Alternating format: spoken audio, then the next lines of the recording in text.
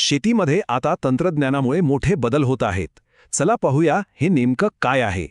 खूप मेहनत करूनही शेतीतून पाहिजे तसा नफा मिळत नाहीये का?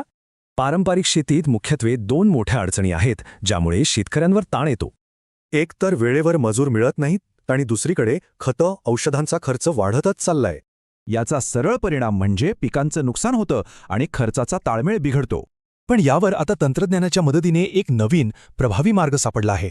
नवी शेतीमधली 3 महत्त्वाची साधनं म्हणजे ड्रोन, स्मार्ट सिंचन आणि छोटे पॉवर टिलर्स. सुरुवात करूया ड्रोन टेक्नॉलॉजीपासून. हे फक्त उडणारे कॅमेरे नाहीत तर खूप काही आहेत.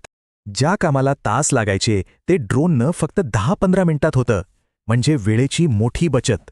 ड्रोननंतर आता बघूया स्मार्ट सिंचन म्हणजे पाणी देण्याची स्मार्ट पद्धत. विचार करा, मोबाईलच्या एका क्लिकवर शेताला पाणी देता येतं आणि तेही मोजून मापून. याचा फायदा पाणी आणि वीज या दोन्हीमध्ये जवळपास 50% बचत होते. इथे बघा, वार्षिक खर्चात किती मोठा फरक पडतोय, म्हणजे सरळ नफ्यात वाढ. आणि ही बचत फक्त पाण्यापुरती मर्यादित नाही, आता मशागतीचा खर्चही कमी होतोय. मोठ्या महागड्या ट्रॅक्टरऐवजी अनेक कामांसाठी छोटे पॉवर टिलर्स पुरेसे ठरतात. आणि भविष्य तर याहूनही पुढे आहे. आता वेळ आहे AI आणि डेटाची. म्हणजे माती आणि हवामानाचा डेटा वापरून समस्या येण्याआधीच ओळखता येते. यामुळे पिकांवर येणारे रोग, हवामानाचा अंदाज, जमिनीची गरज सगळं आधीच कळतं.